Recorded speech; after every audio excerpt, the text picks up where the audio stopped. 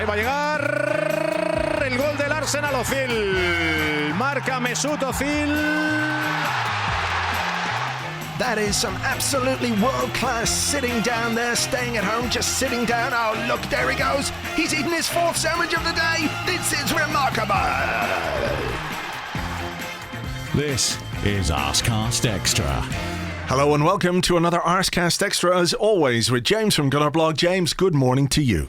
Good morning to you too, Andrew. How are you doing today? I am better than Frank Lampard, to tell you that. Yeah, real shame.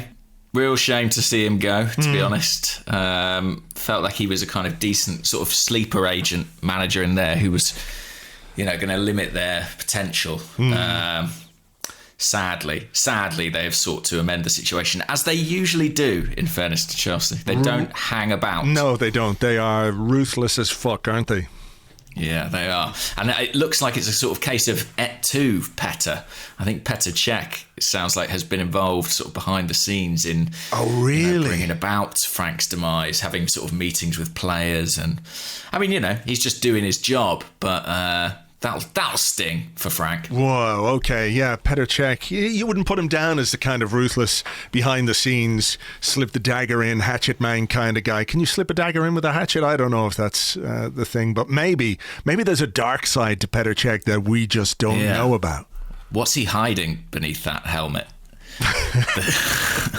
I imagine, by the way, that he still wears that, like in his new job as technical director. Isn't there a brilliant? It could be from one of the FIFA games where when you're playing manager mode or whatever it is, and Petr Cech was still a player, and you go in to do contract negotiations with Petr Cech, and he's sitting there in the manager's office with his agent wearing the helmet.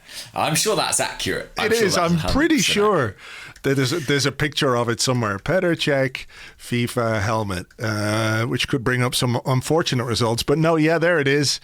If you Google Petr Cech FIFA helmet, his agent is saying, "Now, come on, let's get to the issue of contract length." And Petr Cech is sitting there looking at him with his helmet on and a tie. It's the combination of helmet and tie that really sets it off. There you go.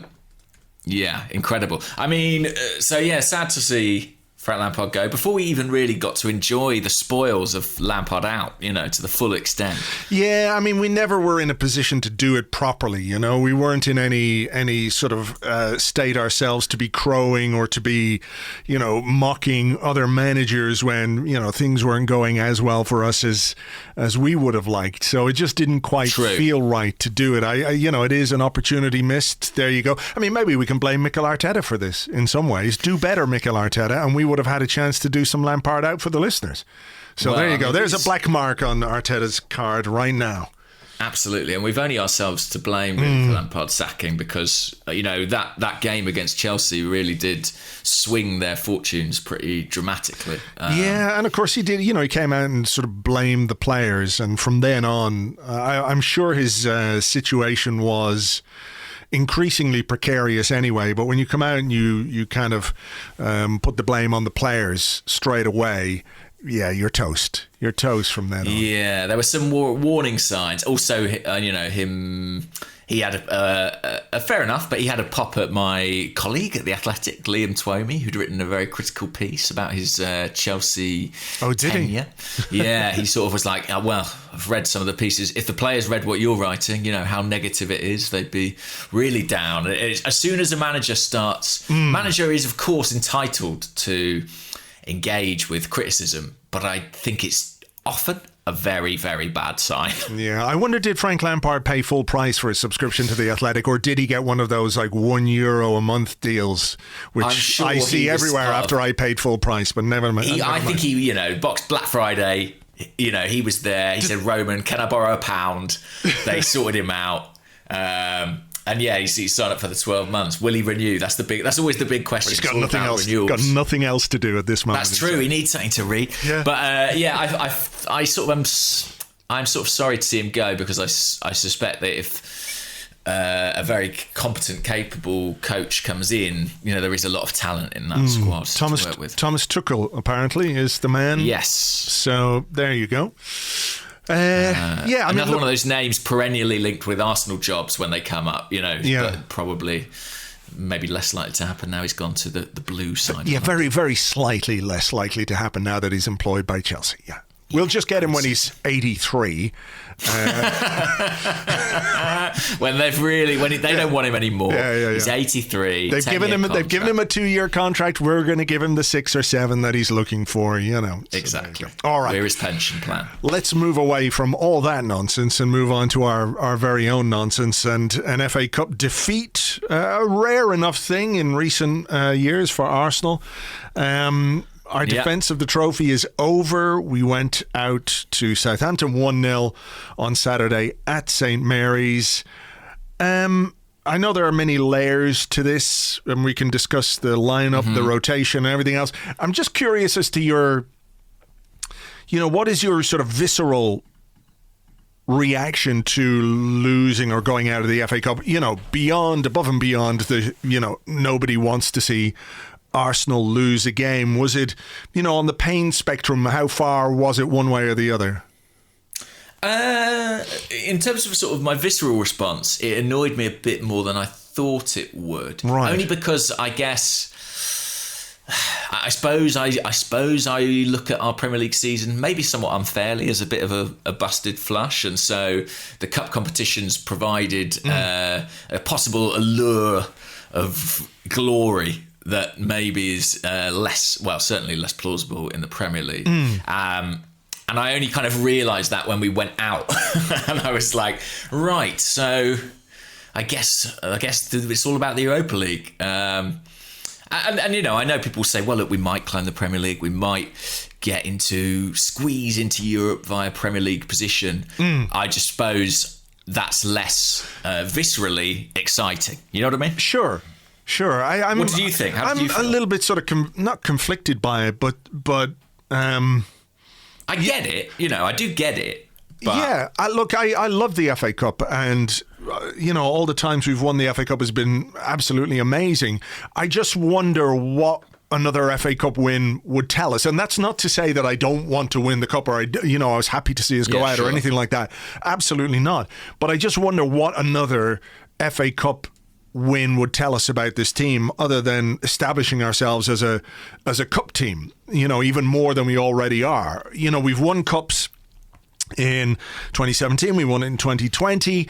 The league, I think, is the true barometer, or the thing that we can look at to really gauge the development and the progress of the team. And I know in some ways it's difficult as well because of what's happened in that run where we dropped so many points that, after 38 games, it will be a true reflection of who we are as a team and what we're capable of and everything else.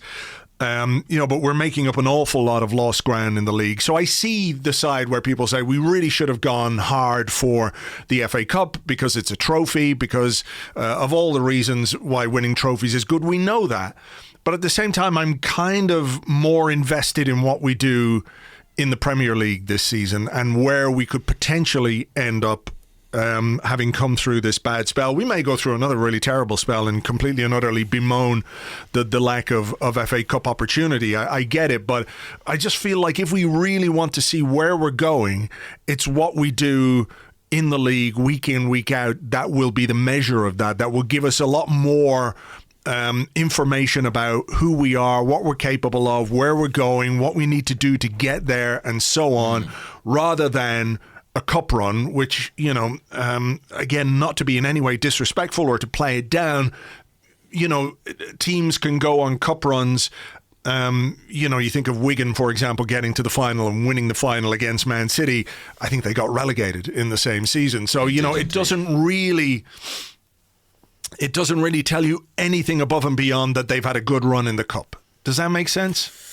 Yeah, that does make sense. And, you're right. We've effectively sort of completed the FA Cup, really, over the last few years. We've absolutely dominated that competition. I suppose maybe it's a little bit pessimistic of me, but when I look at our upcoming fixture list in the Premier League, I wonder if people will be quite so invested in it in 6 weeks' time or something like that. Yeah, I get that. I completely get that, Who knows? Nevertheless, I suppose it's sort of moot because I don't think Mikel Arteta, yes, he heavily rotated his team, but I don't think he threw the tie. Yeah, do you know what I mean? I saw a lot of people say that he's deliberately thrown this game, and I don't think that's... Look, I think there are questions about some of the performances, but I before the game, I was fully expecting him to rotate. He did rotate. Yeah. I could see and understand why he would do that in many cases. Maybe the question is more about who came in and what they did rather than the rotation itself. Yeah, but, at the end of the day, he played Leno, Holding, Bellerin, Gabriel, Saka, Martinelli. I mean, those are all players who have been at various points this season, very at the forefront of his plans. And I think if you look at his disappointment after the game, I think this is a team he selected that he, rightly or wrongly, expected more from. Yeah, I mean, I think in some cases wrongly. Yeah. I think there are a couple of players who I'm sure we'll discuss who, there's a last chance saloon for one or two of them anyway, or certainly one of them, in Willian, I think. Yeah, I mean, I don't know how much more we can say about that particular player, but let's talk about the team in the sense that it was rotated. There was no Kieran Tierney, and I have to say, I was kind of glad of that from the point of view that he did 120 minutes against Newcastle, then missed the next game against Crystal Palace, and we really missed what he brings us at left back. So, not playing Tierney, not playing Smith Rowe, not bringing Smith Rowe into the team at all, people might be critical of that, but in a couple of weeks' time they might think, okay, well, that was relatively smart because we still have Smith Rowe for the Premier League, a player who we are finding it difficult to operate or function properly without. If Premier League points are really what's higher on your agenda than winning the cup, you can understand why that player was rested completely. So yeah, and look at the player's history as well, and how much football he's missed for different reasons. I think that's absolutely reasonable. I think we all had concerns about Tierney playing too many games. I didn't have huge issues with the lineup. I understood why he chose to rest the players he did. I think it's more about the level of performance that the guys who were brought in produced, What about Willian as a number 10, given he's, basically never played there in his career? Is it a question that, okay, look, we don't have Smith Rowe. The only other real option that we have in the team to play there is perhaps Bukayo Saka, but you don't want to play him either because you want to keep him relatively fresh. He's played a lot of football, so you don't want to absolutely run him into the ground. At a push, maybe if Dani Ceballos had been fit, you could say, well, with Xhaka and El Neni behind, he could possibly flit around in that area. So was it a question of saying, look, he's an experienced player. I know he hasn't played there a great deal, but he understands the game. He understands what he might need to do in that situation. Is there an element of being, I'm not saying unfair is the wrong word, but maybe expecting too much from Willian? Not simply because he isn't a player who's played at number 10 a great deal, but on the basis of what we've seen from him this season, if he cannot produce in his favoured position where he's played his whole career on the right-hand side, he's been basically incapable of producing anything in 20 games since the opening day of the season. I know he had that assist for Gabriel. That's one cross that, Gabriel headed in well. Is it just stupid to then play him out of position and expect anything better? I don't know, because like you say, I'm not sure how many options we have right now in that position. Is it stupid to expect anything better? Maybe stupid is the wrong word, you know what I mean? But is it just being overly optimistic or just kind of saying, well, look, it might work, let's give it a bash, or is it a case simply that he's just got nothing else to try in that area of the pitch? I think it's about not having a lot of options in that area of the pitch, and I think it's also for Willian about just trying something different. And I completely appreciate that it didn't work either, but I can understand why he might think, what if we change the problem slightly for Willian? What if we change his perspective, what can we try and refresh him in some fashion?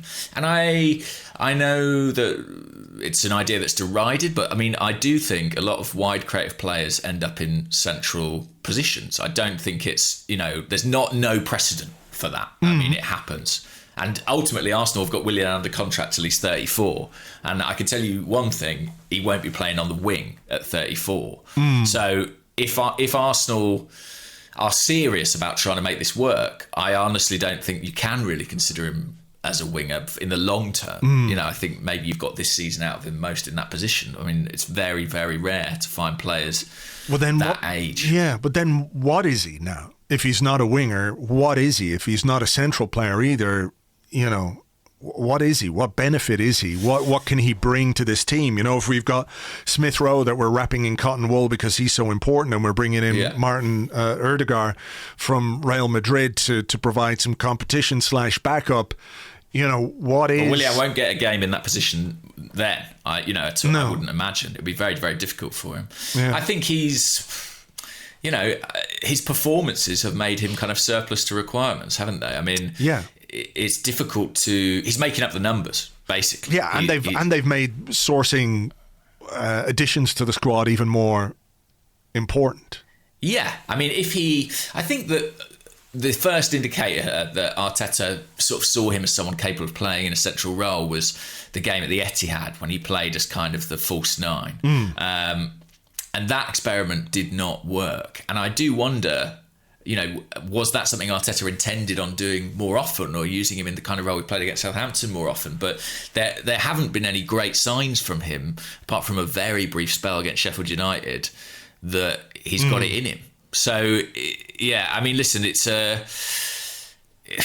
deal that's been pretty disastrous. And like you say, I don't really know how much more to say about it. I suppose the debate now is what Arsenal can do. How do Arsenal get themselves out of this problem? Yeah.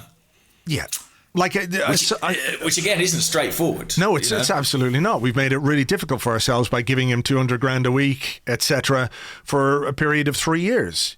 So that really makes it complicated. And I suppose this is basically the worst case scenario in terms of this deal. When we talked about it when it happened, we were hopeful that maybe the best case scenario is we get 12 to 18 months out of a player who had plenty of Premier League experience and was pretty decent for Chelsea, and then you deal with the decline, in a year and a half.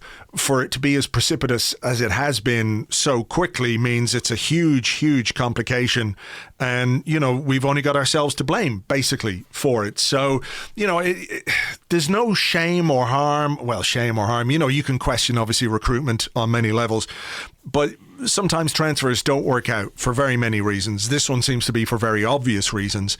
But the bigger issue is if you keep doubling down, and again, I kind of understand why he played him in this game, because he's desperately trying to get something out of a player who over the next, few months we might need, basically, because of the amount of games we have to play and everything else. I can understand why he was, he brought him on in a game maybe to try and give him a boost. The West Brom game, for example, he brought him on. It was 3-0 or 4-0 when he brought him on, and was thinking, okay, if he can get a goal, if he can get an assist, it might spark something into him. It didn't happen. He played him in this game looking for something that might spark him into life. Was he absolutely terrible? No. I think he's played worse for us this season than he did in this game against Southampton. But, again, it didn't provide what we needed. And, it's a problem they are definitely going to have to solve. So yeah, I'm trying to remember if there's an Arsenal player who's had such a bad start, first 6 months or whatever it is, first half season with the club. Not at 32. Recovered it. Not at 32. I don't remember any player of that age coming in and being this bad and recovering. I mean, I think you could maybe look at someone like Edu, for example, when he came to the club and he had this pretty disastrous start in terms of, there was a whole passport issue, and then when he came in, I think he scored an own goal, and then he got injured and he was in and out of the team, but he was a guy in his early to mid-20s.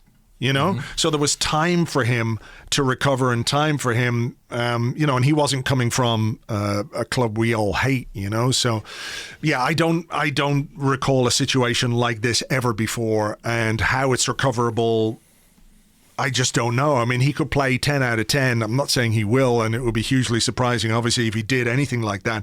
But he could play 10 out of 10 for the next 3 or 4 weeks, and the minute he has another game which is disappointing, you know, he's back to square one. There comes a point of no return. I think we've kind of reached that with him. So, yeah. Look, this was the risk that they took when they brought him in. And this is what they're going to have to deal with, and it's down to Arteta and Edu to sort this one out. You know, is it remotely realistic to sort that in this transfer window? No, I don't think so.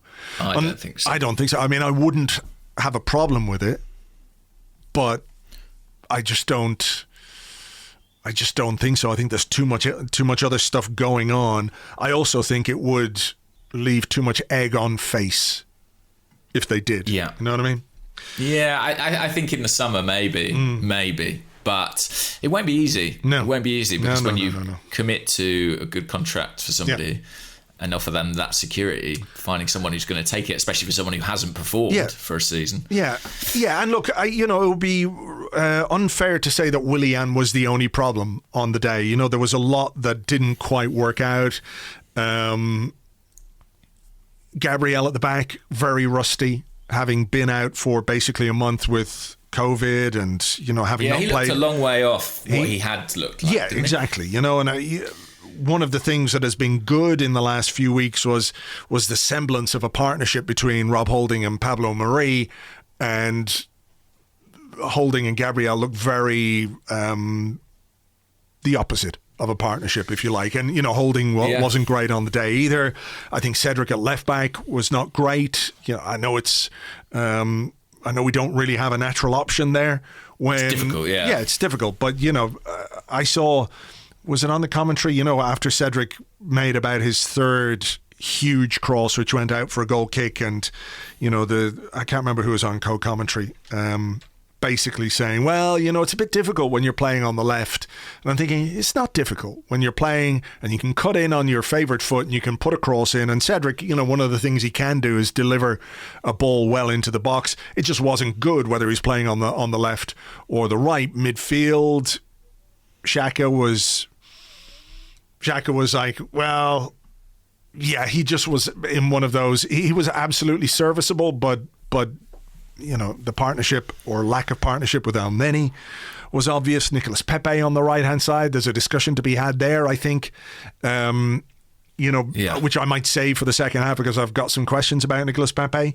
On the day, our most productive player in terms of what he did, creating, well, I don't know if he created 5 chances, but he had 5 key passes according to the stats. But then what the stats say and what my eyes told me were kind of different in some ways. Not to say that the key passes didn't happen, but there was so much other stuff going on with his game that didn't quite come off, you know, and a lot of it was stuff I really want him to be good at, but he makes look difficult.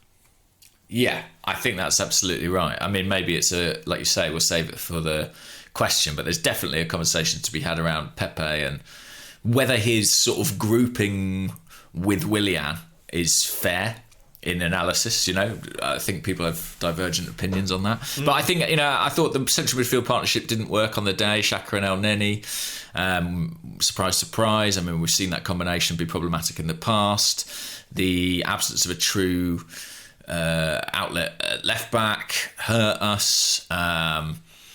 We just basically weren't great on the day, and I can't say I was surprised. I mean, when I saw the lineup, there were a lot of underperforming players there, and you thought, well, you've got an opportunity here to step up and, you know, threaten Mikel Arteta's squad hierarchy. Yeah, and it's very difficult to think of anybody who did that. No. Nobody did. Yeah. You know, even Gabriel. You know, he'd probably have Marie and Louise ahead of him on this performance if you were doing it purely on that. You know, so yeah.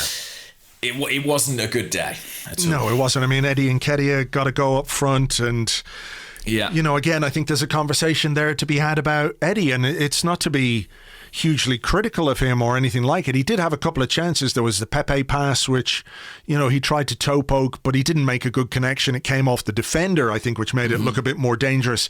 And Forster had to make a save. And there was one late on in injury time where it fell for him and he slashed it wide. And, you can argue on one hand that a striker like Eddie needs service. He's a penalty box predator. That's who he is. That's what he does. So if he doesn't get the service, can you properly judge his performance? But I would argue that in the system in which we play, we need more from the centre forward than just being a 6-yard guy or a guy who can play effectively between the penalty spot and the goal line. You need more from your centre forward there. And I think we've seen quite a lot of Eddie, and there's obviously quality there in terms of goal scoring. He's good in and around the box, but I just think his overall game is, he can run and he can press, but I don't think he offers enough generally as a centre forward, as a 9 in this system, to merit a great deal more in terms of starting. I think there comes a point where you see a player and you can kind of identify what he is, what he's good at, where he is going to be effective. And then when you play him in a role which isn't getting the best out of him, you have to say, well, is it fair on player and is it the right thing for the club to keep persisting? Yeah, I definitely thought, looking at the subs bench, we got Partey and Saka on 58 minutes. Lacazette, we had to wait until 72, and I was kind of itching for Lacazette to be on earlier, which I think tells you what Nketiah's sort of all-round contribution was like. He is, like you say, a penalty box player. And I think operating with that sort of striker is very difficult. There are only certain circumstances in which it really works. I think one is that you play in a front two and, their sort of responsibilities are slightly less. I think another way is if you're just an exceptionally good team who's creating a ton of chances, then having a guy who has great movement in the 18-yard box, that can be beneficial, but we're not that team. Yeah. And I think at this point in our development, we do need more from our centre forward than that. If I imagine what the good projection of Eddie Nketiah looks like, it's probably someone like Javier Hernandez at United, like a guy who you bring on in the last 15 minutes when you're chasing a goal and you've got 70% possession, and he's like a extra man in the penalty box who can sniff something out. But I don't see an eventuality where he's a starting player at Arsenal. I certainly don't foresee that. No, I don't. And that's why then you have to start thinking about your squad. And we talked about this, I think, on the last episode, where you're looking at the striking situation at Arsenal with Eddie, who's got coming up on 12 months left of his contract. Are you making a decision? Are you giving him a new one? Why are you giving him a new one if you are? Is it just to protect his value, or do you see him as somebody who can start? I don't think he's shown enough to demonstrate that he should be a regular starter. Maybe a third choice striker, I don't know. But look, Lacazette is into the final 12 months of his deal as well come the summer. There are no efforts being made to give him a new deal. There is an issue, I suppose, with Aubameyang in terms of his age. He's going to be, 32 in the summer? And then you're looking at this sort of gap in terms of what are we doing? And I know people are screaming right now. They're screaming the name Balogun, and I get it. I completely get it. But it is a complicated situation in the sense that do you give the minutes, or do you develop a player who isn't going to play for you? If he's not going to sign a new deal, do you take the short-term benefit, perhaps, of having a striker like Balogun in the team for games like this? And okay, maybe he leaves, but you have, some benefit from the player being on the pitch, and it helps you win games or score goals in the very short term. But if you're Balogun and you're looking at the situation at Arsenal right now, and you don't see, and you're not confident enough in your own ability to see that there's a real pathway here for you if you put pen to paper, it is tricky. And of course, the agent thing is a tricky element to this as well, in that Balogun and Nketiah have the same agent. So, how can you tell one player one thing and another player another thing? Or can you be brutal about one player without pissing off the agent? It is one of those quite difficult situations to deal with.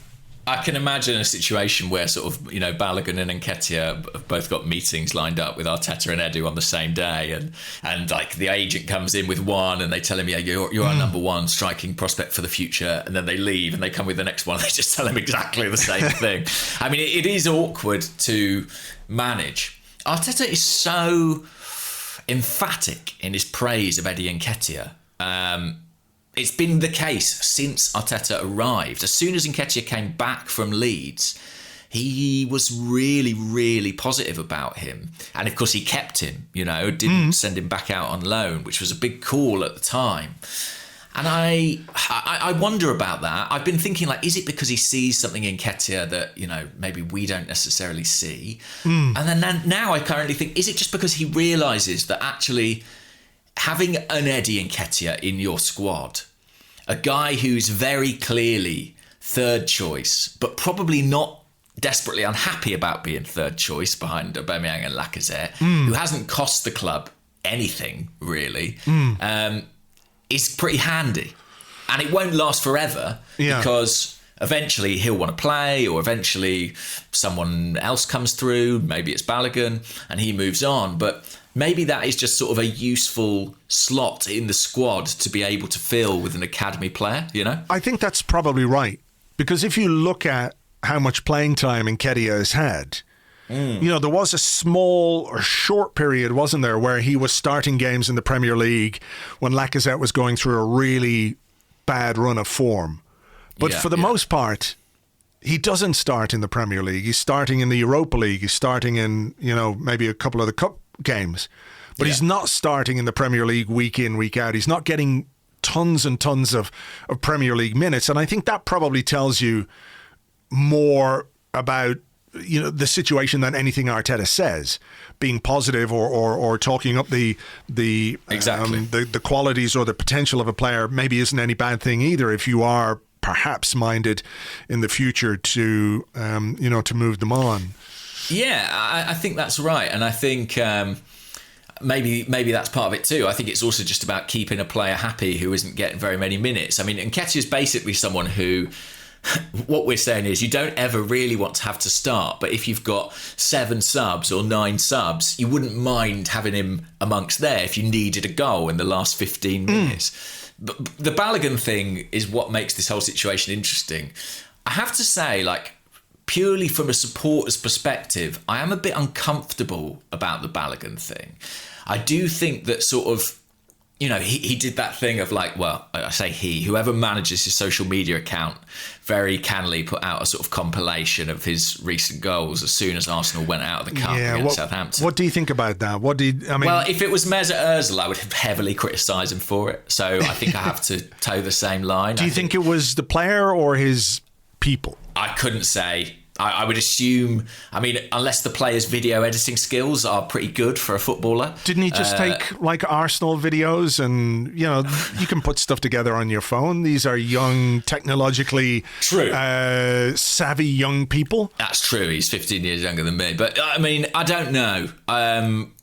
Either way, I feel a bit weird about that. I sort of feel listen, maybe he's not getting offered the deal he wants, right? But do we think he's getting offered a bad deal? I don't know. I don't know. I don't know either. I don't know the specifics. But do we think for a guy who's never played a Premier League minute, he's being offered a deal that should make him go, this is I refuse to sign this? I can't imagine that.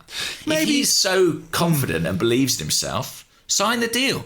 You'll play. Sure, but maybe it's about what's on offer from elsewhere. And, I don't want to put this entirely on the player because, I think he said more than once that he wants to stay, or certainly Arteta has said that the player wants to stay. And I think the implication was that the uncertainty or the difficulty has come from the agent. And look, you can say that's an agent doing the best that he can for his client, making sure he gets the best deal possible.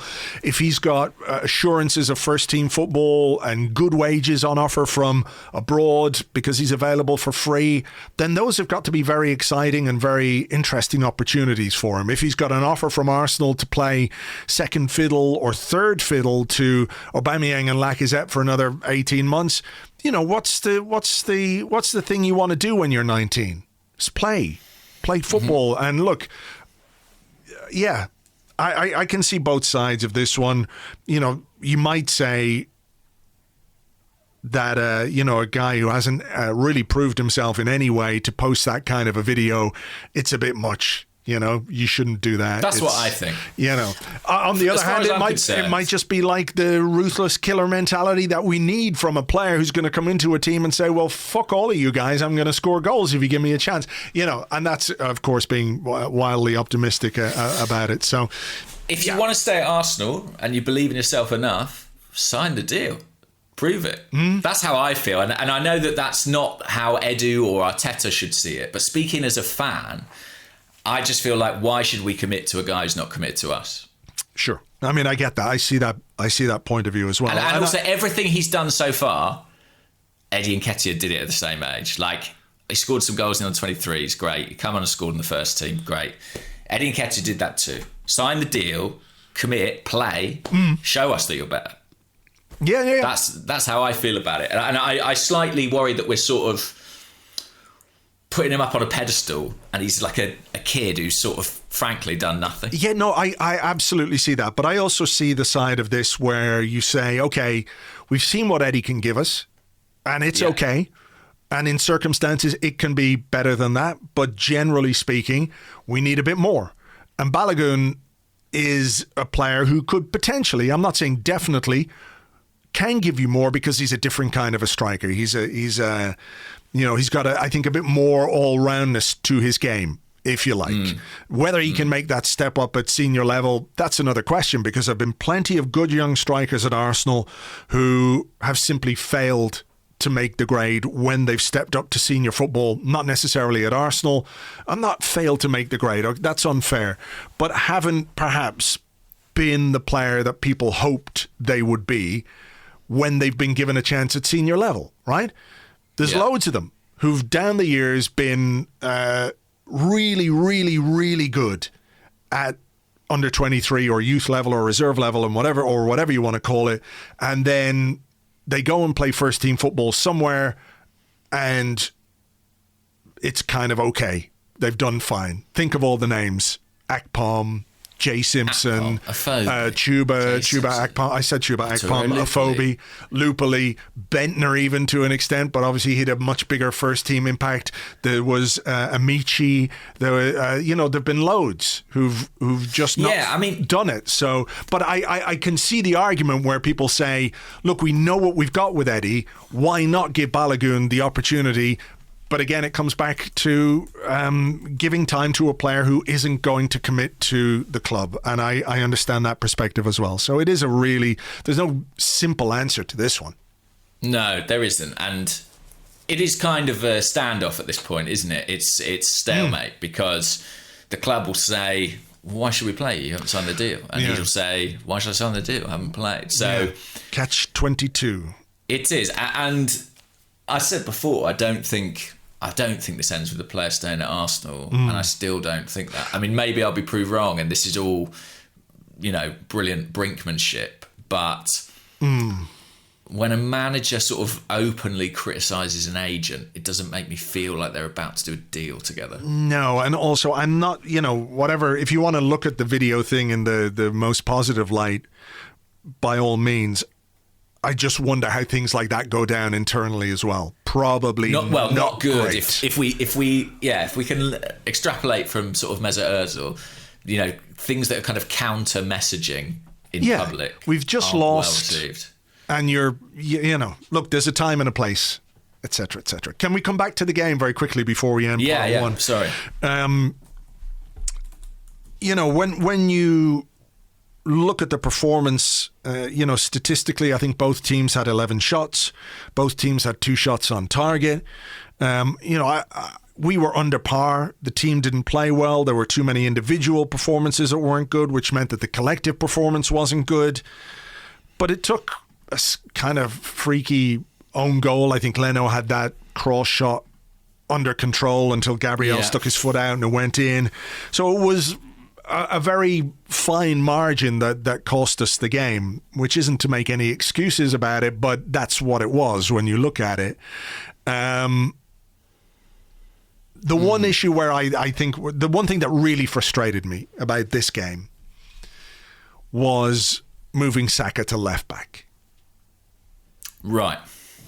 I'm curious what you thought of that, because, this is a guy who gives us, I think, more than most people in the final third, and we brought him on and then we moved him to left back. Yeah, it just, you're moving him away from the area of the pitch in which he can do the most damage and cause the most problems. And I think even late on there was a really good cross where he got forward. Yeah, and he got forward towards Lacazette. And I think another thing that frustrated me about this game was, Lacazette did his best to get there, but there was nobody gambling at the back post. Nobody was there to try and get on the end of that cross. So, I know he was able to produce a little bit, but did it not diminish or take away from his effectiveness by moving him, into a nominally a defensive position to start with?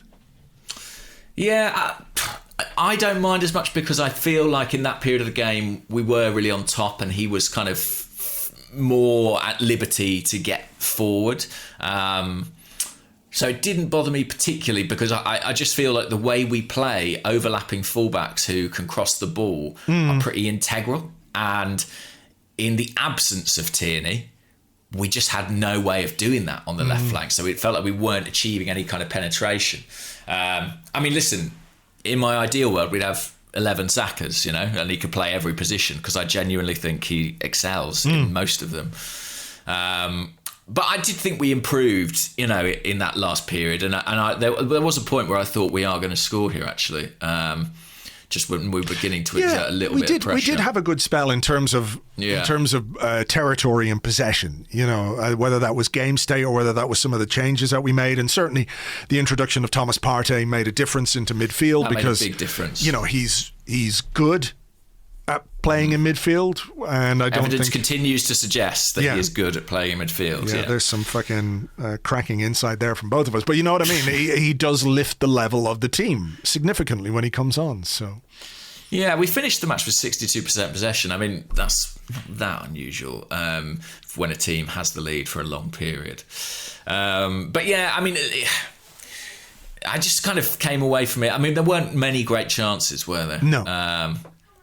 I can't think of many sort of pronounced misses. You mentioned the Nketiah ones. That Lacazette one where he almost got on the end of that Saka cross very, very late on. Yeah. That did stick in the memory slightly. I don't know if it was just sort of the recency of it being towards the end of the game. But no, I mean, Southampton did pose the occasional threat on the break as well. They had a claim for a penalty, didn't they, at one point? We did as well. The penalty that Southampton claimed, there was a handball, but it was very, very ball to hand. It was the kind of that's right. It was the kind of ball to hand that was a penalty 3 months ago. Yeah. But I do think that's weird, actually. Like, changing the application of laws during a season has quite a dramatic effect, actually. Yeah, I find it odd that you can sort of do that. Yeah. So look, there you go. We're out of the cup, and I suppose. How do you feel it affects the Premier League game on Tuesday night? Do you think it has any impact at all? This was because this was pretty much their best team. Well, I think there was maybe an element of rope-a-dope there from Hasenhüttl, in that I suspect Arteta was thinking, that he would be thinking along the same lines, that the Premier League game is probably the one in which you're going to put out your strongest team, Yeah. And Hasenhüttl basically put out Southampton's strongest team in this game, and I suspect he'll put out a very similar team tomorrow night. So whether it has an impact on them, physically, we'll wait and see. From an Arsenal perspective, you're looking to welcome back into the team or to the starting 11. I think Louise will come back in. I think Tierney obviously will come back in. Saka will come in. Smith Rowe will come in. So you've got fresh legs in important positions. Partey, I can't remember if I mentioned him there, but obviously he's going to start. So you've got fresh legs coming back into important positions. Maybe Aubameyang, yeah, we don't know. Obviously, that I think might have had an impact as well. Whether Aubameyang was scheduled to start that game or not, we don't know. Yeah, that's an interesting one, isn't it? Because Martinelli didn't. He played about an hour, didn't he? Yeah. So didn't really work for him. But then that's true of most of what happened to our front three. So yeah, I do wonder if Aubameyang might have started. Who knows how much difference that would have made? Yeah. But yeah. It'll be interesting on Tuesday. I mean, it'll be a kind of psychological advantage to Southampton, if nothing else. It's a 6-pointer, really, in the battle for 10th. Look, I think it's put a little bit more pressure on us because we've lost. Losing was perhaps a consequence of the team that we picked and the lack of performance. So people need to see a response. You can perhaps, I'm not going to say justify, but it becomes easier to justify the team selection for the FA Cup game if you then go and win the league game. Yeah, absolutely. I mean, yeah, of course. If he wins the league game, I kind of think people will compartmentalise accordingly. Yeah. So yeah, interesting to see. I mean, like you say, it'll be quite a different team. It was 7 changes for the Cup, and I expect we'll see 7 more. All right. Well, look, we will leave it there for part 1. We're going to come back with your questions and more in part 2 right after this.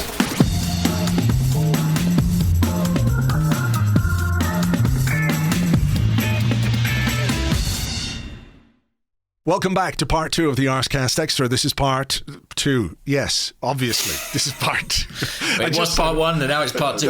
We've done it in the usual order this week. That's good. Sequential is good. Anyway, this is the part of the show. This week we should put out part 3. We always just keep it for ourselves, but maybe we should add part 3 to the recording this week. Okay, let's do it. Let's take a break. We'll be right back after this.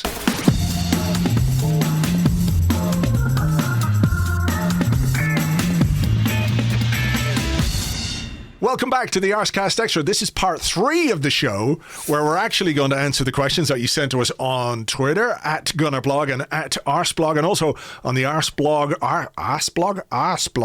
I'm not Australian, Arseblog Discord chat server, which you get access to if you are an Arseblog member on Patreon, from which, James, comes the question about Nicolas Pepe. And it comes from Charlie Birchall. And Charlie says, I think Pepe is being unfairly judged at the moment and would offer these discussion points for context. He has never played in a functioning Arsenal team with a number 10. Even Saka playing on the right without Emile Smith-Rowe looked lost earlier this season, and everyone said he shouldn't play out there. He's also had 0 managerial support.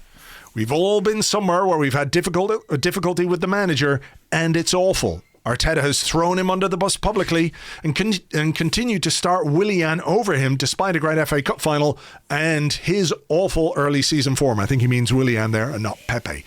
I think this is worth discussing, as I think he would be a lot better playing in the Arsenal first team with Emile Smith-Rowe at the moment, and it's just unfortunate that Saka is in great form on that right-hand side.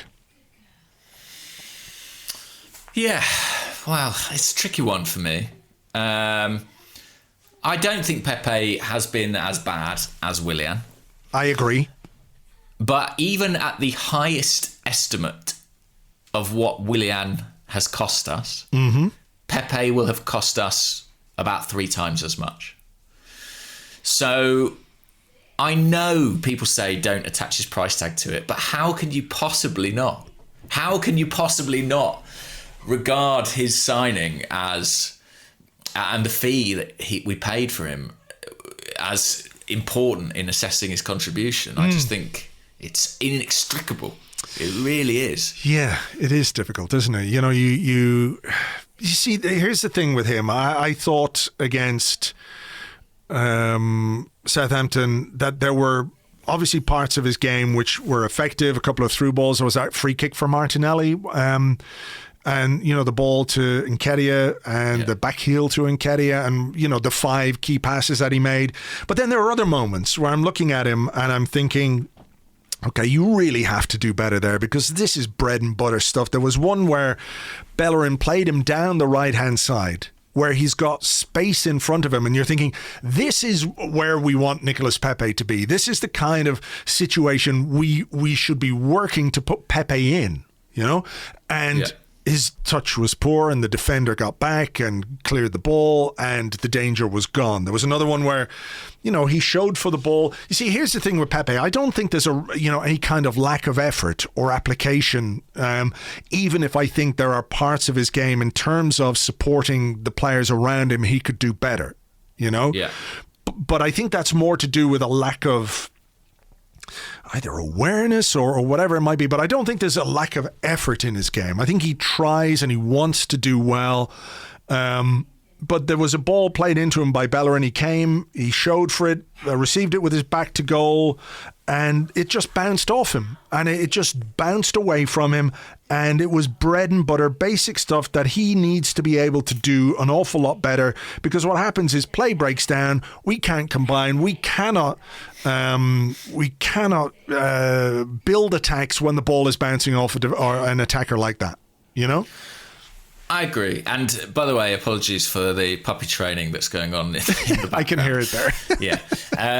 But I think that a thing happens with Pepe where we see him do something amazing. And for some reason, as a group of supporters, we extrapolate that therefore he's capable of doing that consistently. And I think, how can I put it? Technique is great, but it is a very small part of what makes a successful footballer and a very, very successful footballer. And I just think he's lacking in too many of the other component areas. Like, he might be the most skillful player in training. He might be the guy who can score a goal no one else can score. But I just think that's a small part of the equation of what makes someone elite. And I think that we kind of view him like a YouTube player sometimes. We kind of view him like as a highlight reel and we go, but he did this and he did that. And it's like, yeah, he did, but not with any consistency. That's the thing for me. It's the consistency of what he can and can't produce because, in his first season, you can decide yourselves out there whether these are reasons or excuses where, things didn't quite work for him. And you're saying, well, look, it's a new league. He arrived late, didn't get a full preseason. Then there was the whole Emery business where things started going wrong and a new language, a new country, new teammates, all of those things where you can maybe put it down to adaptation. I think it's not unreasonable to say that it's adaptation. When you're 18 months in and those issues are still in his game and you can't really point to those things as being reasons/excuses, then you have to ask, is that the player? And I would just take issue with one small thing in the question, in that Arteta threw him under the bus publicly over the red card, right? And that was a mistake.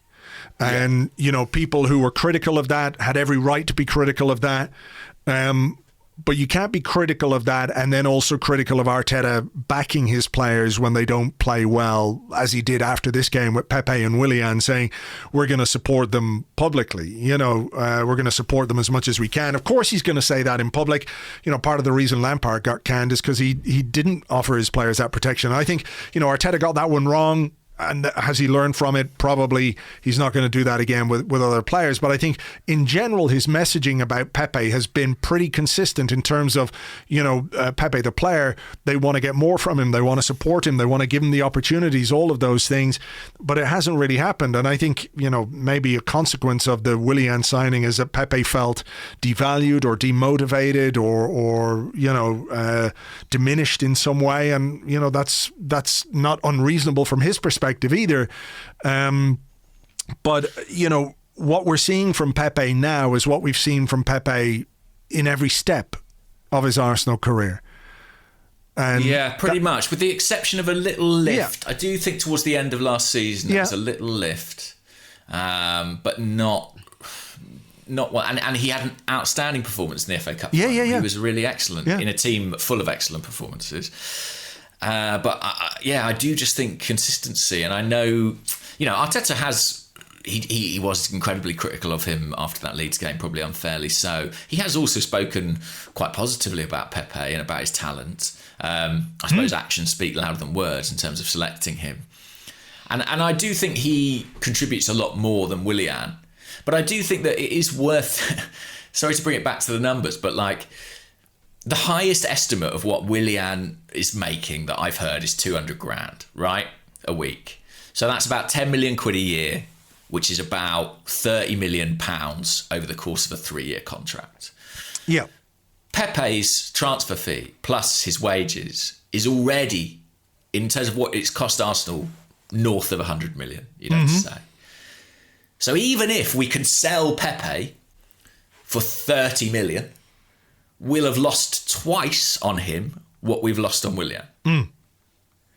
So the numbers do matter. And the Pepe signing is a complete economic catastrophe. And when you look at our squad construction, the amount of resource that was diverted into that one signing was wildly irresponsible. And I know that anyway, that's not his fault, but I can't separate it. I know people are like, you must separate it.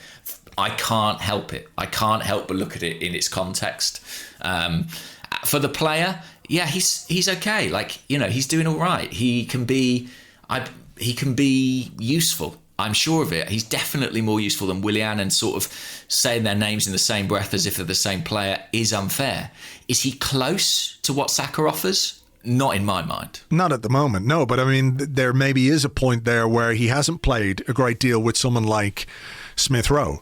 And like, how do you do it though? I mean, how do you take Saka out of that position when he's gone in there and played as well as he does? And difficult. If you do and Pepe doesn't play well, people will say, well, what the fuck were you doing? That works.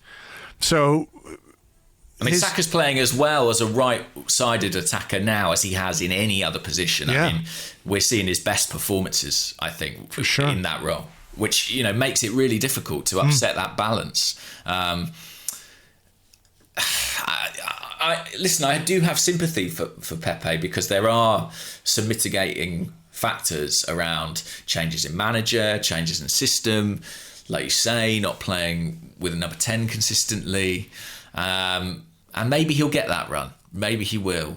But at the moment, I just don't have faith that he can seize that opportunity. And it's not to do with ability. It's not to do with his ability to dribble past a guy or smash it in the top corner, one time out of 12 or whatever it is.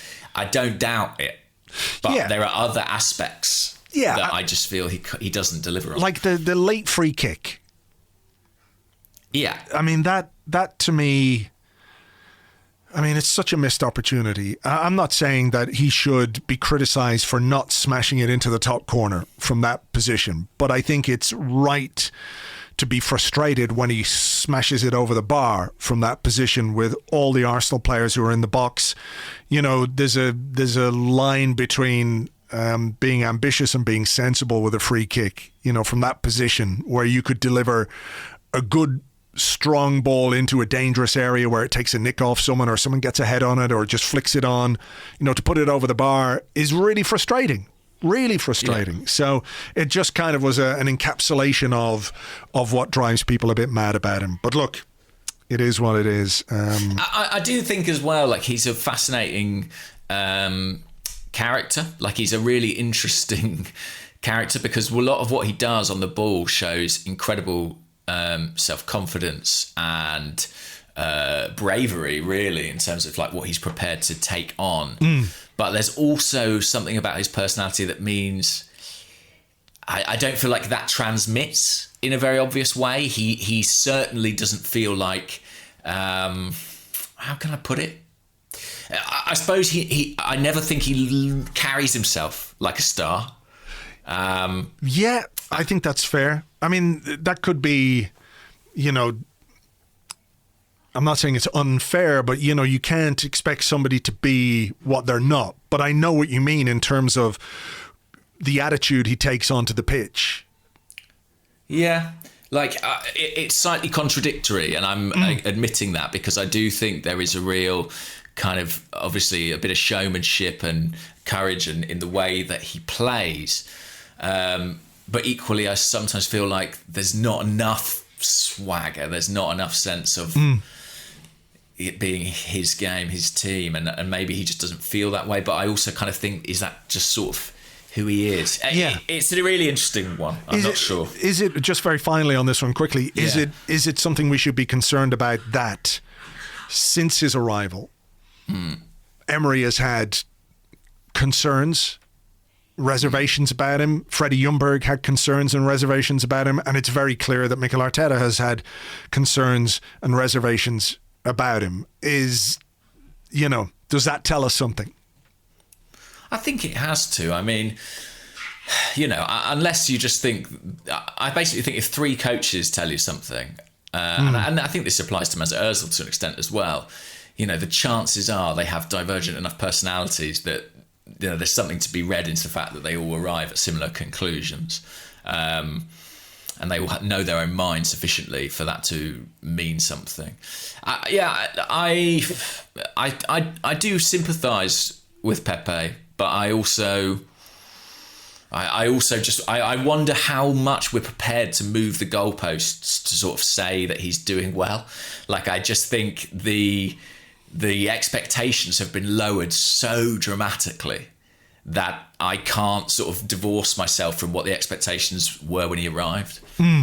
Yeah, I think probably in time, and maybe not at the moment, I think there's reason to look at why that deal happened when clearly the head coach at the time wanted something different, completely different, and when that level of output, that money could have been used for something that could have benefited the team much more greatly. Do you know what I mean? Yeah, of course. I mean, I think Arsenal will reflect on it, and I would be extremely surprised if anyone at Arsenal was given authority to go into the market with that kind of transfer fee attached anytime soon. I mean, setting aside the current economic situation. Yeah. But without it like a fucking dossier as to why this is the best possible way we could spend this money. Sure. Whereas I think why we spent even that then, money. I think there'll be reticence. I mean, look, they spent big money on Partey, but it's still a way off. Yeah, but you can see why, to an extent, that was so important. I just think there are real questions as to why we spent that money on that player that go beyond him. I'm not saying it's his fault. So yeah, absolutely. Anyway. Let's have a question about. Okay, it's pronunciation time. See, Ødegaard. Ødegaard. Yeah, the D is silent. Here's the thing. Like, we're gonna have to just get over this one a little bit because we have this weird... He's not going to be called that in England, is he? No, he's not. And we have this weird sort of strange situation with pronunciations where it's Ceballos, but it's not Ceballos, and it's Bellerin and not Bellerin, and all these kind of things that we have to contend with. So pronunciation wars, let's try not to, I think. Okay, I'm going to say... I don't think we're going to offend anyone if we call him Ødegaard. Are we? Ødegaard. Okay, let's go with that. Please don't kill us, Norwegians. By the way, I enjoyed this question from East Lower on Twitter, who says, is Ødegaard going to be as good as his namesake, Remigard? Which I liked. But it relies on some mispronunciation. Of course. Sammy on Twitter says, we need one non-homegrown spot for Ødegaard. Squad list of which includes 17 non-homegrown players will be submitted. If Runarsson isn't the one who is leaving, I think he must mean, which player should Arsenal not register? And he suggests Mustafi or Willian. It's an interesting one, isn't it? They do need someone to go. Well, I mean, Runarsson is the obvious one. So if Runarsson goes, if they can get him on loan somewhere, which I think they will be pushing heaven and earth to do, because they can have... Well, I mean, I just mean from not really reflective of him as a player. We've had that discussion, and there's a reason why we brought in Matt Ryan. So I just think in terms of registering a new player, he is the most obvious one. He really is. So, what they will be offering to other clubs around Europe, I mean, how many clubs around Europe are going to want Runarsson? That's another question. It's a difficult one because, he obviously hasn't had a good time at Dijon. He hasn't had a good time at Arsenal. So in terms of his stock, it's not particularly great. So he will be the obvious one. I think the one for me is Mustafi. Yeah, that's, I think, the one that's going to be the decision, isn't it? What do they... Yeah, he hasn't been in the squad for weeks and weeks and weeks anyway. I know he provides a little bit of assurance at centre-half, but we do have Callum Chambers there as well. Yeah. So, if you're looking for a body, there's a body. I guess that's the guy who wouldn't make the cut, yeah. It does feel like it may go that way because... Arsenal as well might, maybe this won't be the end of their business. Maybe they'll still be looking to do a left back from what Mikel Arteta said, which means they've got potentially find another spot. So, yeah, there's still work to be done on that front. But, I think Runarsson or Mustafi is going to be one of those guys, isn't it? Okay. How do you feel about Matt Ryan, by the way? I saw you did a piece about this, in terms of his saves and what have you. I think what he is, with the greatest of respect to Matt Ryan, I kind of hope he doesn't play. Right. Do you know what I mean? Because, every game is important now. It's Premier League games. Leno is playing in Premier League games. I mean, I don't think he'd be picked over Leno. I can't see what fixtures are coming up. Whether there isn't one. And Europa League, Leno's going to play in that. You're not playing your second best goalkeeper in games against Benfica, and as hopefully if we make some progress as we head towards like quarterfinals, semi-finals, if we get that far in the Europa League, you're not playing your second choice goalkeeper. So what Matt Ryan is a little bit of a safety blanket given his experience with Brighton. I think he was decent enough for Brighton until he wasn't, if you like. It's obviously nice that he's an Arsenal fan as well. He used to get up at all times in the morning, as many of our listeners down in that part of the world do. The huge commitment to getting up to watching your team, so that's a really nice aspect to this story. And if he's called upon, because of injury or whatever it might be, then I think there's just a little bit more reassurance there than if we only had Runarsson. So I've got no issues with it either. I think it's like, it's funny. Sometimes you get emergency dispensation to sign a goalkeeper if you have a load of injuries, and it felt like this was kind of an emergency situation for Arsenal. They just needed to bring in somebody who provided some experienced backup. Exactly. And to be fair, a load of our Australian listeners have been talking about this for weeks and weeks, going, come on, like Matt Ryan, he's not playing for Brighton, we should do it. And look, there you go. So those guys are going to be really happy. If he can make a contribution, great, but I just feel, like I said to you, I think last week when we were talking about which is the one position that you would like to fill, goalkeeper was the one I was most anxious about in terms of not having any sufficient cover for Bernd Leno. But with the best will in the world and everything else, I hope Leno stays fit and plays every game between now and the end of the season, because he's our best goalkeeper. Simple as that. So he is, yeah. And I thought he was... I thought he was pretty good the other day as well. Yeah. I have a question here just on the Ødegaard thing as well. Oh, yeah. If I can bring it in. Okay, hang on a second. There's one about shirt numbers, but I'm not sure that's the right one. Rupert Day, who's at Rupert Day, says, with Ødegaard, do you feel Arteta will look to start him and Emile Smith-Rowe together regularly? If so, in what structure would that be, or are they purely rotation options?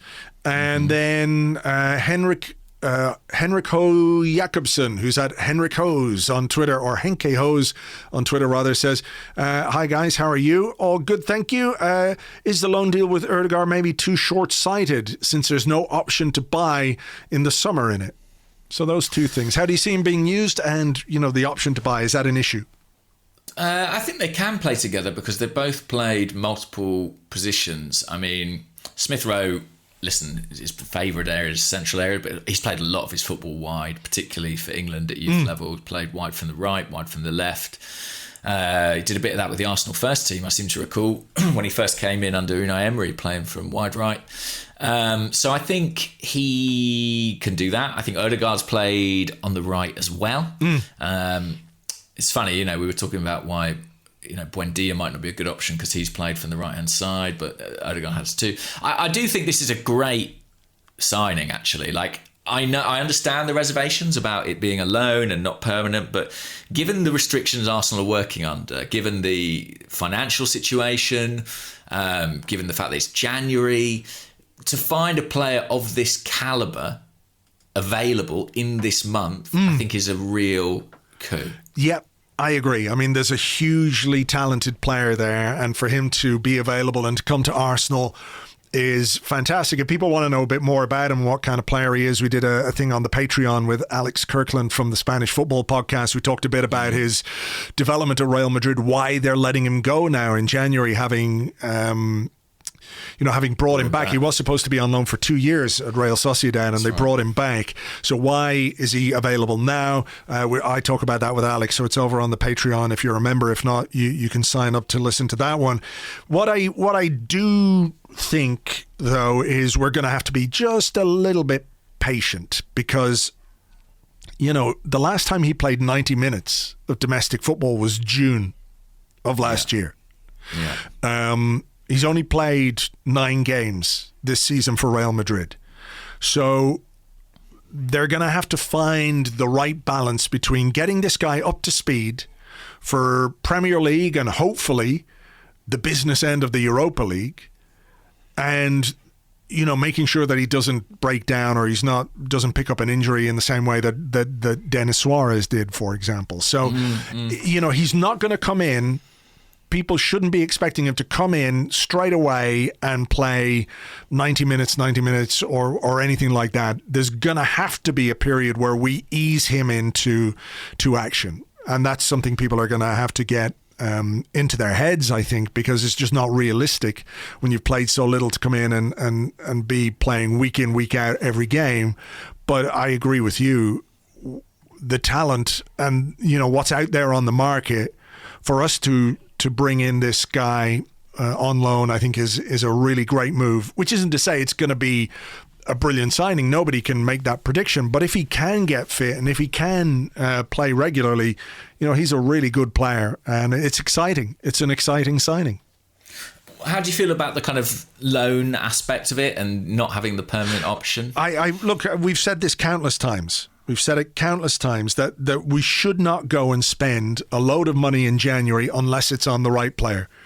Or if the right player is not available to us, we have to find a different solution. This might be that different solution. So I've got no problem with the loan. The idea that there is no option to buy at the end of it doesn't bother me one bit either. Don't care. It doesn't mean we can't make a bid. It doesn't mean that if it goes well for him here and if he likes it at Arsenal and we like him, that, we're precluded from making a bid. Of course we can. If we want to buy him, we can make an offer to Real Madrid. So, I think Madrid have sort of hedged their bets a little bit there, because maybe it's not clear if Zidane is going to be there next season or not. They're leaving it open for a new coach who might want Ødegaard who might not. So they're not going to commit to anything at this point. But the idea that if it's really impressive, we're somehow precluded from making a bid is just wrong. So no, I don't see any issue. And I also think discussions like that can often delay a deal, or they can slow things down. So if you're not dealing with that, you get the player in quicker, you get him fit quicker, you get him onto the pitch quicker, and it's a better outcome for the club. Yeah, I agree. I just think to be able to sort a signing like this, relatively swiftly is great. And listen, I don't know if he'll play. He certainly won't play straight away, and I don't know how regularly he'll play after that. I mean, he will have come because he wants to play minutes, but I think there'll be a lot of rotation between him and Smith Rowe. But I'm excited to see him. I mean, this is a guy who's incredibly well thought of. Madrid, certainly in the summer, saw him as part of their big rebuild and rejuvenation of the squad. It hasn't quite panned out that way. But yeah, like I said, I think it's a coup, and I look forward to seeing him before long. Hopefully that deal. Well, hopefully by the time you're listening to this, even that might be done. Yeah, you never know. You never know. He is in London, isn't he? He's having his medical today and what have you. So, exciting times. So, what about this question? FPL. Actually, no, I don't want to do that one. Sorry. I'm not even going to finish the name because it will upset you too much that I haven't done it. All the FPL accounts now going. All the FPL accounts are raging. Was it me? Rambo on the Discord asks, after his departure, what is your favourite Mesut Ozil memory? And I think you had a question as well, didn't you, about Ozil? We did. Favourite Mesut Ozil memory? I mean, it's impossible to look beyond some of the assists. I know the goal against Ludogorets was just phenomenal. And I think that's the one that everyone will pick if they're asked to, choose a Mesut Ozil moment. Which I should say, the caliber of the opposition takes nothing away from that goal for me, because it was just unbelievable. I think the one that kind of sums up his time for me is that first time assist for Olivier Giroud, where he kind of flicks it on in the centre circle. Giroud takes the ball on and almost doesn't score, which kind of sums up Giroud as well in a way. But I think just in terms of moments on a pitch where you see the full scope of a player's vision and technical ability, I think that's the one I would pick.